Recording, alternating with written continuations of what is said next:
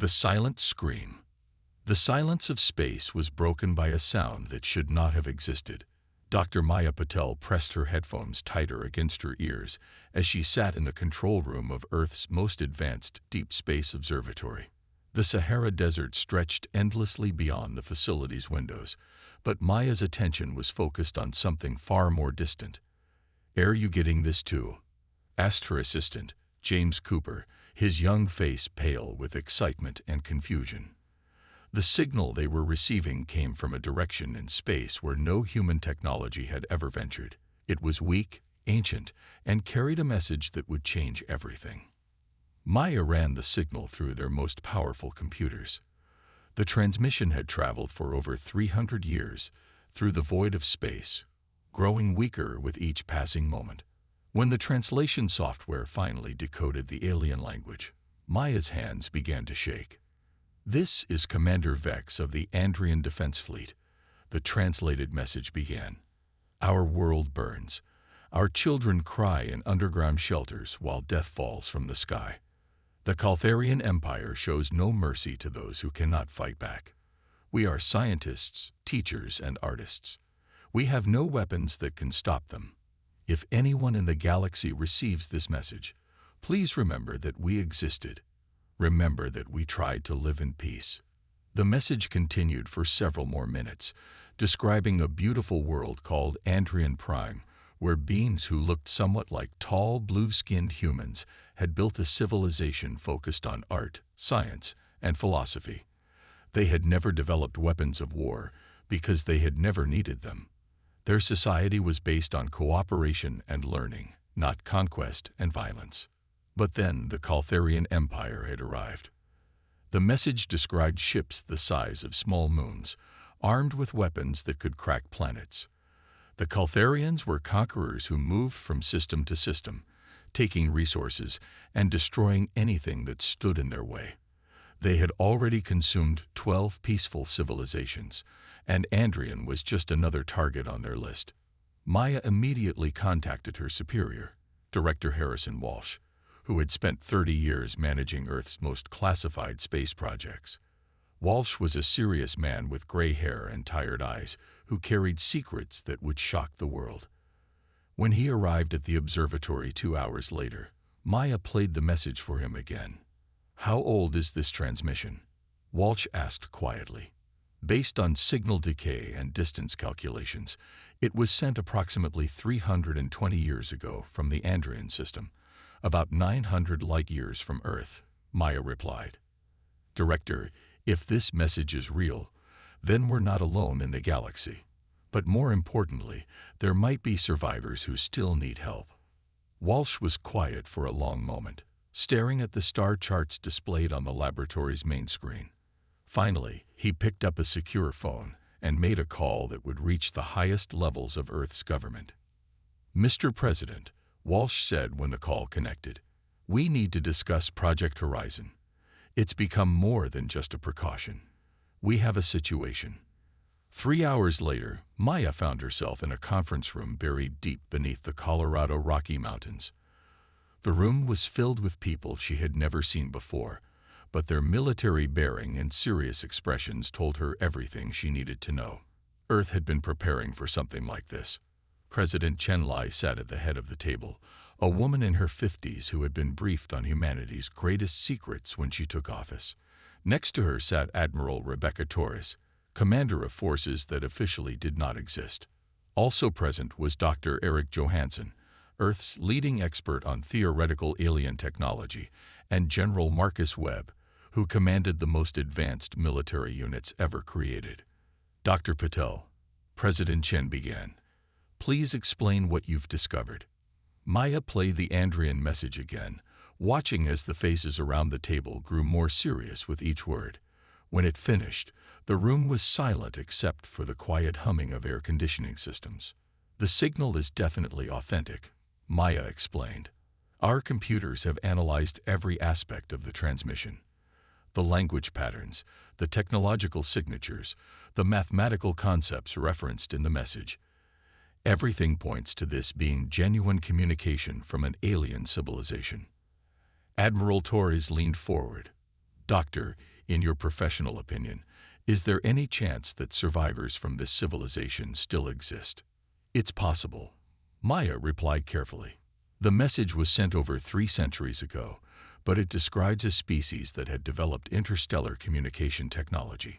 If any of them escaped to other star systems or found ways to hide from the Caltharians, they might still be alive. General Webb opened a thick folder marked with security classifications that Maya couldn't read. Dr. Patel, what you're about to learn cannot leave this room.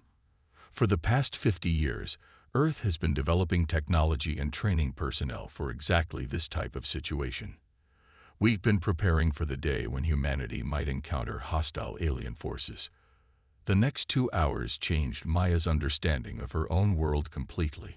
She learned that the International Space Station was only the visible part of humanity's space program, hidden in the asteroid belt, on the far side of the moon.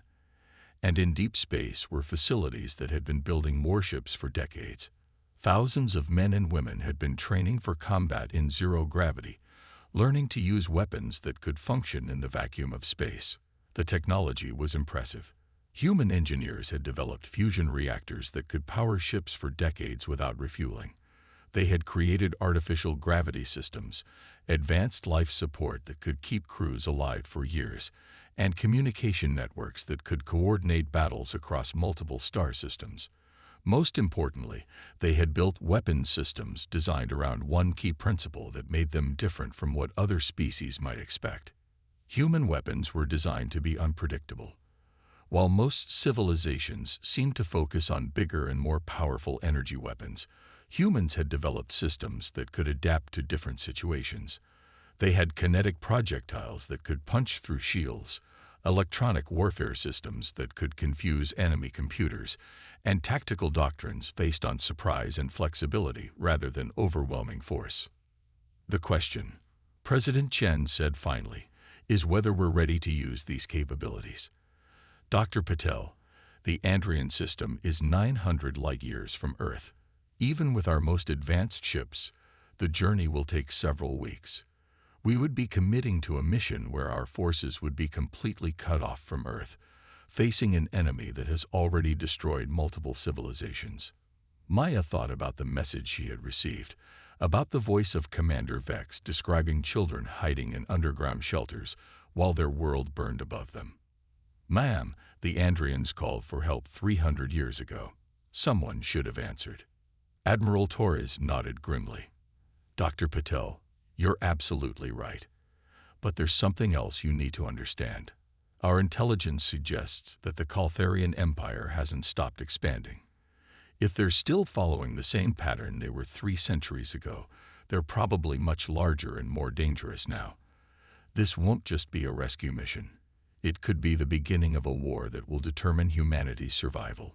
The meeting continued for several more hours as military planners discussed logistics, supply lines, and tactical considerations.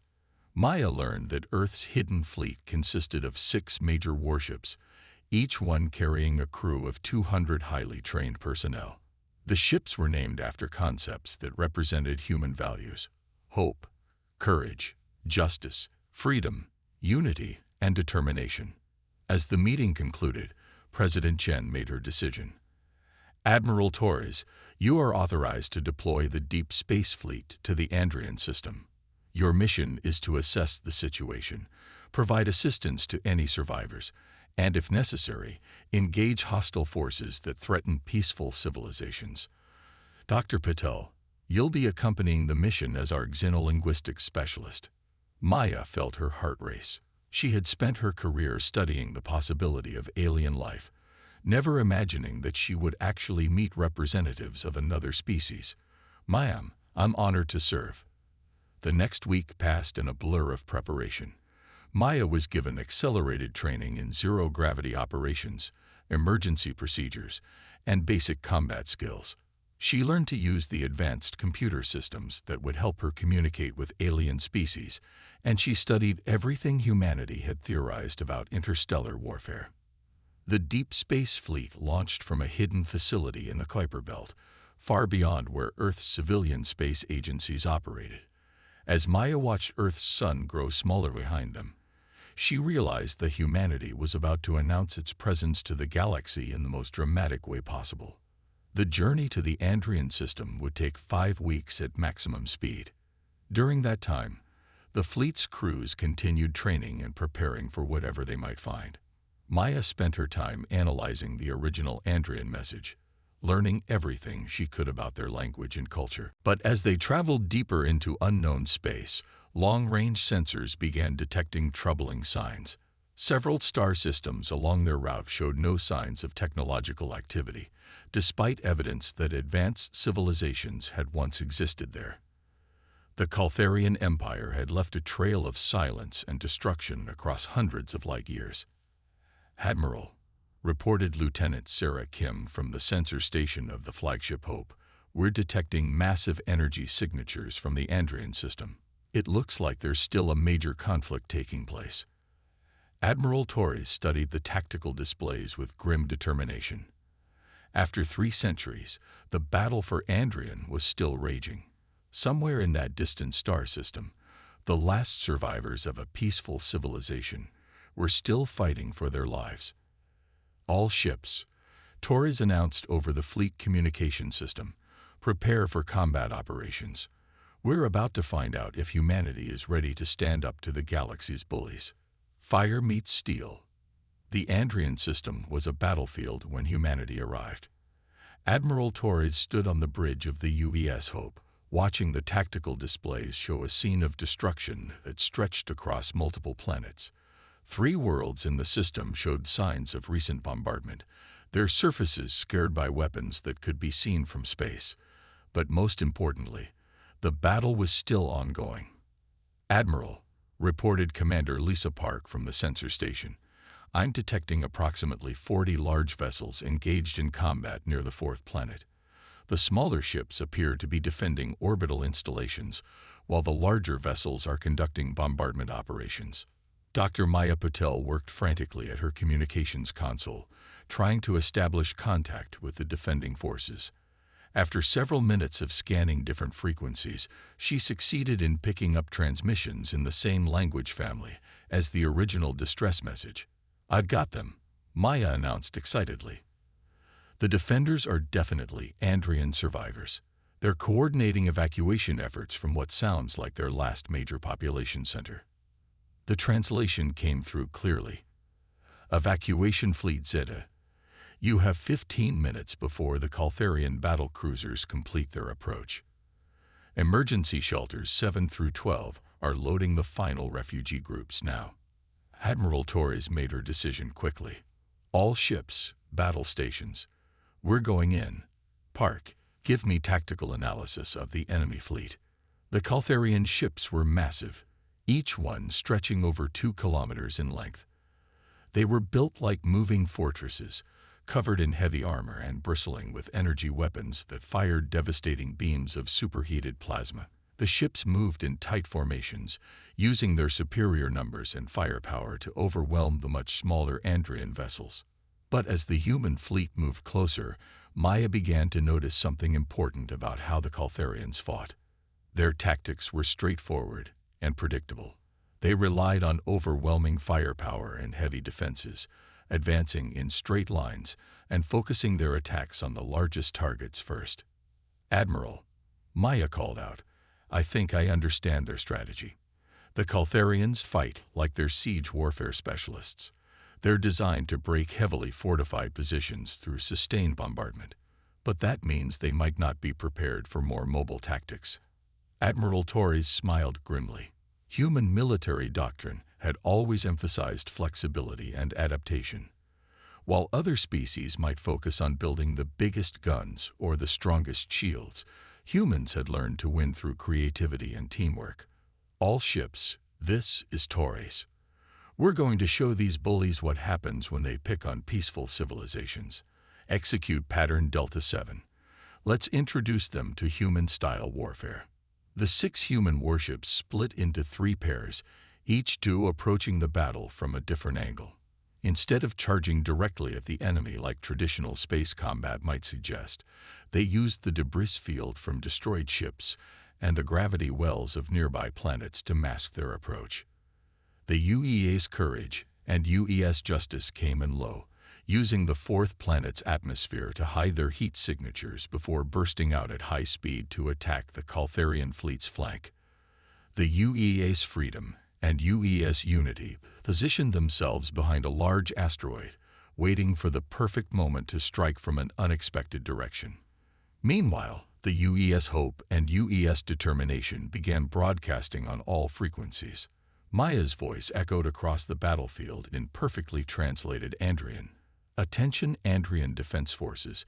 This is the Earth Space Fleet. We received your message. We're here to help." The response was immediate and emotional. "Earth Space Fleet, this is Commander Threll of the Andrian Evacuation Command. We don't understand. Earth, we've never heard of your species, but blessed be the stars, we welcome any assistance you can provide." The first engagement between human and Caltharian forces began when the UES Courage fired a spread of kinetic projectiles at one of the enemy battleships. The Caltharians had powerful energy shields designed to deflect plasma beams and laser attacks, but they were not prepared for simple chunks of metal traveling at a significant percentage of light speed. The projectiles punched through the Caltharian shields like they weren't there, tearing massive holes in the enemy ship's hull. The Caltharian fleet immediately turned to face this new threat, but they found that the human ships didn't fight the way they expected. Instead of engaging in the long-range energy weapon duels that characterized most space combat, the human ships moved constantly, using their superior maneuverability to stay out of the Caltharians' main firing arcs. They coordinated their attacks perfectly, with one pair of ships drawing enemy fire while another pair flanked from a different direction. Commander Vash of the Caltharian battle fleet had conquered 17 star systems using the same basic strategy. Massive ships with overwhelming firepower would advance in formation, systematically destroying enemy positions until resistance collapsed. But these new ships fought like nothing he had ever encountered. "Commander," reported his tactical officer, "the new vessels are using kinetic weapons combined with electronic interference. Our targeting systems are having difficulty maintaining blocks." The human ships were indeed using electronic warfare in ways the Caltharians had never seen. Instead of trying to overpower enemy systems with brute force, human hackers were using subtle techniques to confuse and misdirect Caltharian computers. Targeting systems suddenly found themselves aiming at empty space, while human ships appeared where sensors said nothing should be. But the most devastating human tactic was their coordination. The 6 ships fought as a single unit, sharing information instantly and adjusting their strategies in real time. When one ship found a weakness in Caltharian defenses, all 6 ships immediately exploited it. When the enemy concentrated fire on one human vessel, the other 5 would coordinate to rescue their comrade, while simultaneously launching counterattacks. Maya watched the battle unfold from her position on the Hope's bridge, simultaneously amazed and terrified by the violence unfolding around them. But she also noticed something wonderful happening on the Andrian communication channels. "Admiral," she called out excitedly, "the Andrian survivors are rallying. They're seeing that the Caltharians can be beaten, and they're beginning to coordinate with our attack patterns." Indeed, the small Andrian ships that had been desperately trying to evacuate civilians were now forming up to support the human fleet. They couldn't match the firepower of either the humans or the Caltharians, but they knew the local space better than anyone and could provide crucial intelligence about enemy positions and movements. The tide of battle turned when Commander Park executed a maneuver that would be studied in military academies for generations. Using gravitational calculations that pushed human computers to their limits, she coordinated all 6 human ships in a complex dance around the system's star.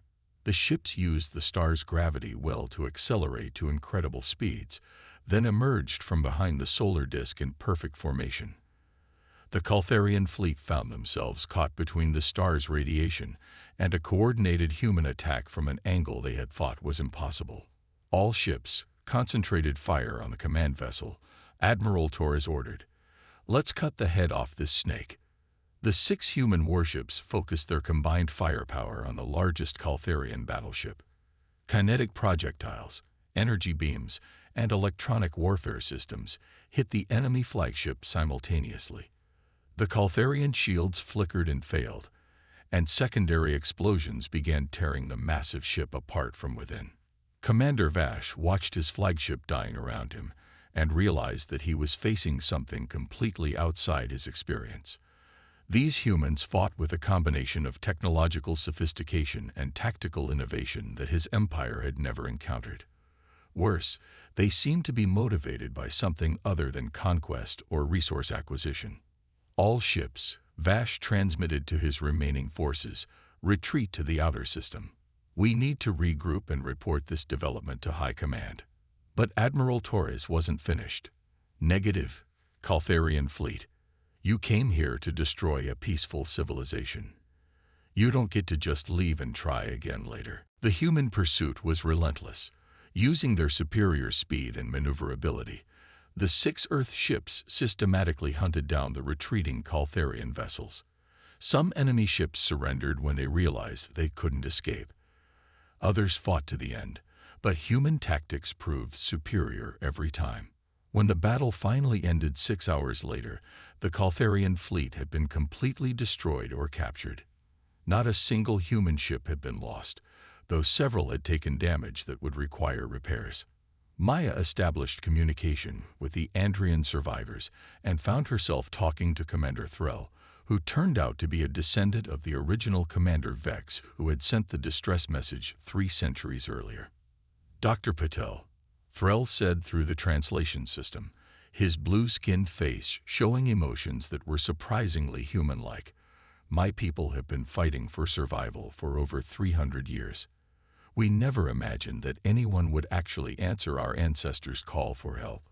Commander Threll, Maya replied, humanity has a saying, better late than never. We're sorry it took us so long to get here, but we're here now. The next several days were spent coordinating relief efforts for the Andrian survivors. The human fleet's medical teams worked alongside Andrian doctors to treat wounded civilians. Human engineers helped repair damaged evacuation ships and orbital installations. Most importantly, human diplomats began working with Andrian leaders to plan for the future.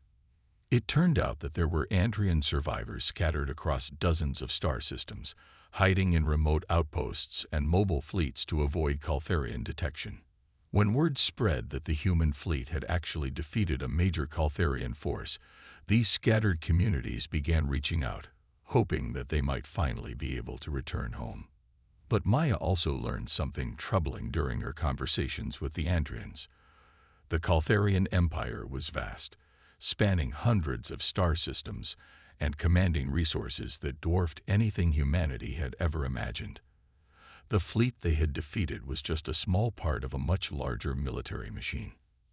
Admiral, Maya reported to Torres during their daily briefing.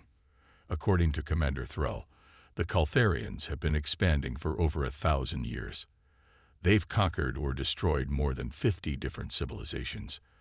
The force we fought here was considered a minor border patrol by their standards. Admiral Torres nodded grimly. Dr. Patel, I think we always knew this moment would come eventually. Humanity is no longer hidden. The Caltharians will report our existence to their superiors, and eventually they'll come looking for Earth. But instead of fear, Maya felt something she hadn't expected: determination. Over the past week, she had watched human crews working tirelessly to help beings they had never met before, risking their lives to protect strangers simply because it was the right thing to do. She had seen human technology and tactics prove superior to an enemy that had seemed invincible. Admiral, Maya said finally, maybe it's time the galaxy learned that some species fight back. As the human fleet prepared to return to Earth with representatives from the Andrian survivors, Maya sent a message that would be transmitted across dozens of star systems where other peaceful civilizations might be hiding from Caltharian oppression. This is Dr. Maya Patel of the United Earth Space Fleet. If you are receiving this message, know that humanity stands ready to help those who cannot help themselves. The Caltharian Empire has terrorized peaceful civilizations for far too long. But their reign of fear ends now. Hope is coming to the galaxy, and it carries the flag of Earth. The journey home would take 5 weeks, but Maya knew that when they arrived, humanity would begin preparing for the greatest challenge in its history. The Caltharian Empire would eventually come for Earth, but they would find humans ready and willing to show the galaxy what happened when peaceful people decided to fight back. The age of human expansion into the galaxy had begun, and it started with a simple principle. When hope calls, humanity answers.